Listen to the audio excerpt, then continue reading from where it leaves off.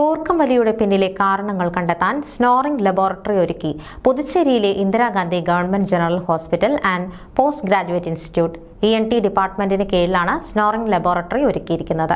കൂർക്കം വലിയുടെ കാരണം എന്താണെന്നും എന്തൊക്കെയാണ് അതിലേക്ക് നയിക്കുന്ന ഘടകങ്ങളെന്നുമൊക്കെയാണ് ലബോറട്ടറിയിൽ പരിശോധിക്കുന്നത്.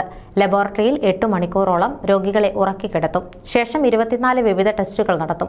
ഒടുവിലാണ് കൂർക്കം വലിയുടെ കാരണവും അതിനുള്ള പരിഹാരവും ഡോക്ടർമാർ നിർദ്ദേശിക്കുക. ഉറക്കത്തിനിടയിലെ കൂർക്കം വലിയും മറ്റ് തകരാറുകളും കൃത്യമായി സ്ഥിരീകരിച്ച് ചികിത്സ നടത്താനാണ് പ്രസ്തുത ലബോറട്ടറി രൂപവത്കരിച്ചിരിക്കുന്നതെന്ന് ഡോക്ടർ ചൂണ്ടിക്കാട്ടുന്നു.